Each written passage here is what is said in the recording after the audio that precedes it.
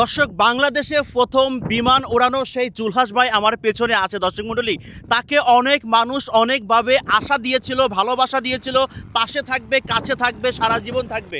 অনেকেই তাকে নিয়ে অনেক উচ্চতায় আসলে প্রদান করতে চেয়েছিল, কিন্তু বর্তমান জুলহাস ভাইয়ের পাশে কেউ নেই। তিনি হতাশ।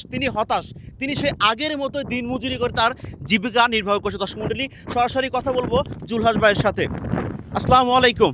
ওয়ালাইকুম আসসালাম। কেমন আছেন আপনি? জি আলহামদুলিল্লাহ। আচ্ছা, আজকে একটা প্রশ্ন শুধু আমি আপনার মুখে ছুড়ে দেবো, একটা প্রশ্ন, এর বাইরে কোনো প্রশ্ন হবে না। সেটা হচ্ছে, এই যে আপনি প্লেন ওড়ানোর পরে পুরো বাংলাদেশে আপনি ব্যাপক পরিমাণে ভাইরাল হয়েছিলেন, ব্যাপক পরিমাণে, যা ইতিহাসের রেকর্ড।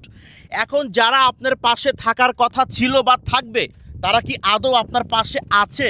এই বিষয়টা যদি আপনি একটু ক্লিয়ার করতেন আমাদের মাঝে। তবে এই মুহূর্তে যে পরিস্থিতি, আমার পাশে মনে হয় না কেউ আছে। কারণ আমি চাইছিলাম আর একটা প্লেন বানাইতে, যেটা বানাইতে প্রায় 15-20 লাখ টাকা দরকার।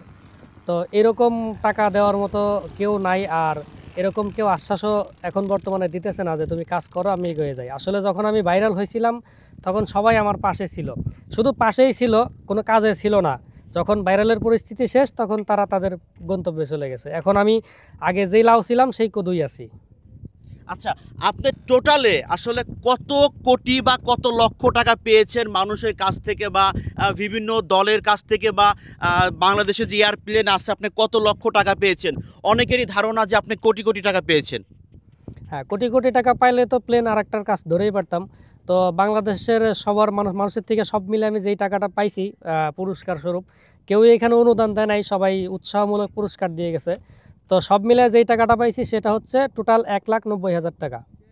মাত্র 1,90,000 টাকা আপনি পেয়েছেন, অথচ মানুষের মুখে মুখে রটেছে, মানুষের দ্বারে দ্বারে বারে বারে রটেছে আপনি অনেক টাকা পয়সা পেয়েছেন। দর্শক, মাত্র 1,90,000 টাকা পেয়েছে, ইতিহাস রেকর্ড করার মতো বাংলাদেশে এমন একটা বিমান তৈরি করে, যা আদৌ পর্যন্ত কেউ বিমান তৈরি করতে পারে নাই। অনেকে, একটু এইদিকে আসো, অনেকেই বিমান তৈরি করেছে যেগুলো রিমোটে চাপ দিলে উড়ে, সেগুলো আমরা 20 বছর আগে দেখেছি আমাদের গ্রামের অনেক ছোট ভাই বিরাদাররা কিন্তু সেগুলা তৈরি করেছে। আর জুলহাস ভাই এই প্লেনটা তৈরি করে রীতিমতো আকাশে উড়িয়েছেন, সারা বাংলাদেশকে দেখিয়েছে। দেখানোর পরেও আজও কিন্তু জুলহাস ভাইয়ের পাশে তেমন কেউ নেই। তো এই যে আপনি যে এই প্লেনটা উড়িয়ে সমগ্র বাংলাদেশে পরিচিত পাইলেন, পরিচিত পাওয়ার পরে আপনার বাড়িতে আনাগোনা কেমন ছিল? হ্যাঁ, বাড়িতে আনাগোনা ভালোই ছিল। প্রায় মাস দেড়েক আমরা বাড়িতে ঠিকমতো টিকতে পারি নাই। প্রতিনিয়ত লোকজন আসতো, দূর দূরান্ত থেকে আসতো, প্লেন দেখতো, কথা বলতো, ছবি তুলতো। তবে এটা আমার জন্য খারাপ লাগে নাই, কষ্ট হয়েছে ঠিক আছে, কিন্তু বিরক্ত লাগে নাই। তো সেইটা মোটামুটি আমি ভালোই ফেস করছি। আচ্ছা আচ্ছা। আর এমনি আর্থিক অনুদান বলতে আমি ওই তখনই যা পাইছিলাম তাই, এরপরে আর কারোর থেকে কোনো এরকম পাই নাই।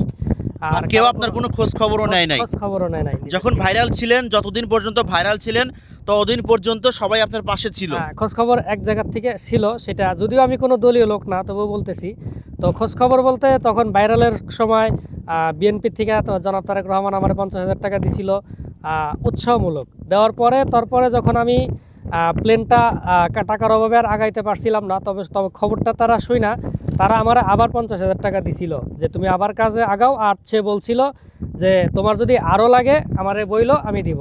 তবে এই একটা জায়গায় আছে যারা দিতে ইচ্ছুক, তাছাড়া আমি আর কাউরে এরকম খুব একটা পাশে পাই নাই। আচ্ছা, তারপরে কি আপনি বলেছিলেন জনাব তারেক রহমান বা তার অঙ্গ সংগঠনকে যে আপনার আরও লাগবে, আপনি কিছু তৈরি করতে চান? হ্যাঁ, আমি এখন যদি আমি কাজটা আগাইতে যাই, আমার পরবর্তী ধাপটা অনেক বড়, যেখানে প্রায় 15-20 লাখ টাকার দরকার। একটা ভালোভাবে প্লেন যেটা লাইসেন্স স্বরূপ, মানে লাইসেন্স করা সম্ভব, যেটা 100% সেফটি নিয়ে আকাশে ওড়া সম্ভব, একজন প্যাসেঞ্জার সহ উড়বে এমন না, এক প্রান্ত থেকে আরেক প্রান্ত যাবে, চাইলে প্রায় 500-600 কিলোমিটারও যাইতে পারে।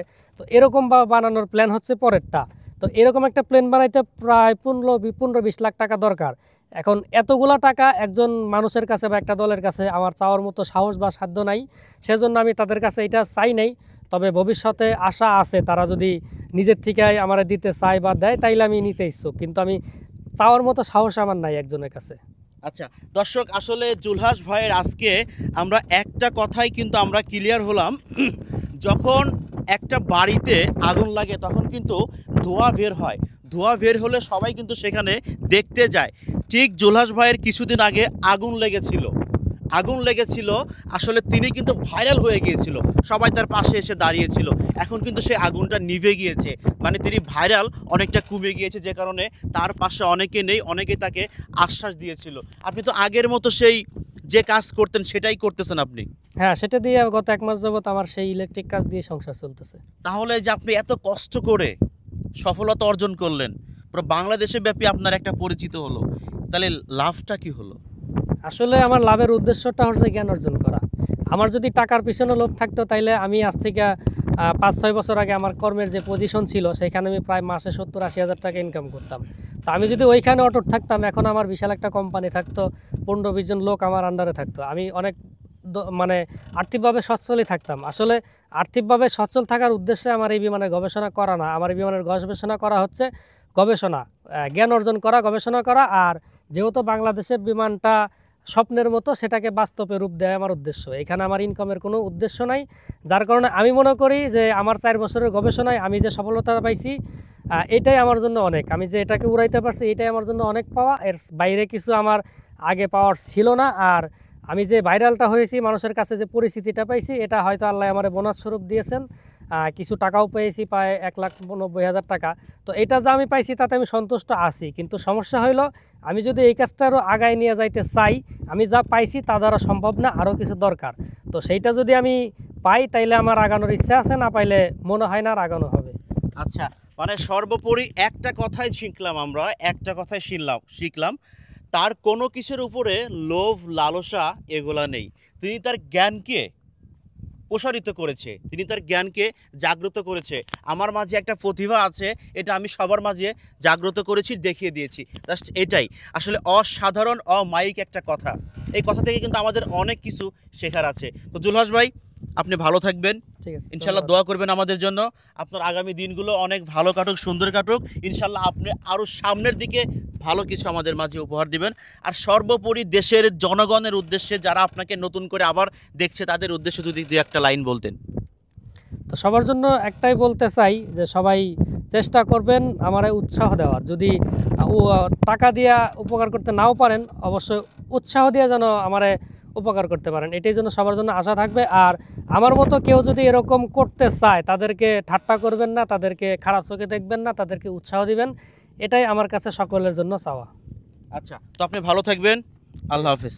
তো দর্শক, যাই হোক, আমি রাজ ছিলাম মানিকগঞ্জ থেকে। আপনাদের সঙ্গে জুলহাস ভাইয়ের সাথে বিদায় নেব, দেখা হবে অন্য কোনো ভিডিও নিয়ে অন্য কোনো সময়। আসসালামু আলাইকুম।